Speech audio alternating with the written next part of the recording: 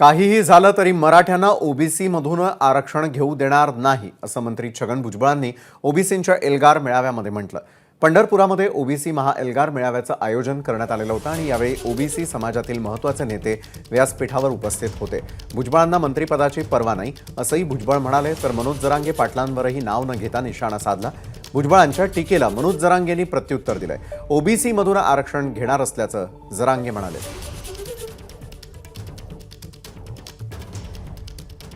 तुम्हाला आरक्षण पाहिजे ना, आमचा पाठिंबा आहे,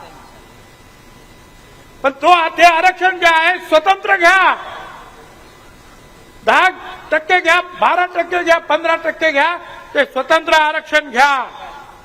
पण यांचं म्हणणं नाही, आम्हाला ओबीसी मधूनच सगळ्या मराठा समाजाला आरक्षण पाहिजे, मिळणार नाही।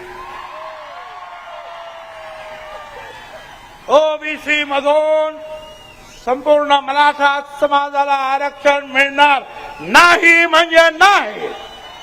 मराठ्यांना ओबीसी मधून आरक्षण मिळणारच नाही आणि आम्ही घेऊनच दाखवणार तुला आणि ओबीसीतूनच दाखवणार। तुम्ही चप्पल मारता आणि आमच्या ह्या लोकांच्या हातामध्ये पायामध्ये बूट आहेत ना रे बाबा। आम्ही काय एवढे नामर्द झालो का रे?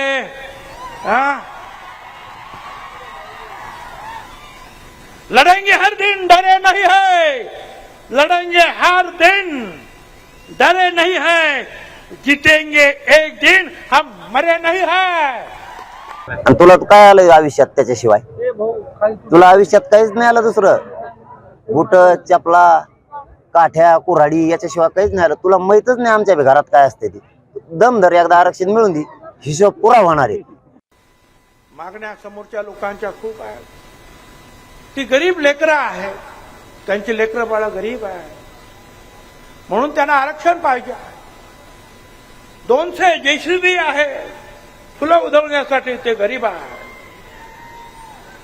हेलिकॉप्टर मधून फुलांचा वर्षाव होतो आहे, ते गरीब आहे। आता मुंबईला जाणार तर त्यांची गरीब लेकरं बाळ 200 मोटर गाड्या घेऊन मुंबईत गेले का? तर मैदान बघायला कुठे उपोषण करायचं आहे। JCB आहेत ना, मराठी कचाकच कर्ज काढतात आणि कचाकच कष्ट करतात आणि वाहनं घेतात। आमचे घामाचे पैसे आहेत आणि घामाच्या गाड्यात ते। तुझ्यासारखा असं हरामीचं कमी लिहिलं नाही। लोकांचे पैसे लोबाडल्याने जेलला गेला, तू भावनात राह आणि भावनात बोल, ते आमच्या हक्काचे। फक्त एकतर्फी मराठा आयोग आपण नेमलेला आहे। आता मी त्याला ओबीसी आयोग मानतच नाही आणि तुम्ही एकच काम त्यांना दिलंय की मराठा समाजाला कसं। माझा विरोध नाही, पण माझा विरोध एकीकडून सगळे कुणबी तुम्ही आमच्याकडे भरणार आणि दुसरीकडे सांगणार आम्हाला मराठा समाजाला वेगळं आरक्षण द्यायचं। तो गाव खेड्यात ओबीसी बांधवांचं आणि मराठ्यांचं वातावरण कधीच खराब होणार नाही। तू किती स्वप्न बघ म्हणा, कितीही स्वप्न बघ, कधीच होणार नाही। कारण आयोग कशाचा आहे आणि कोणाचा आहे ते सरकारला चांगलं कळतंय। सरकारने तो लय लाड केली, तो लय लाड पुरवले सरकारनं। आता तो सरकार काहीच ऐकू शकत नाही। एबीपी माझा, उघडा डोळे बघा नीट।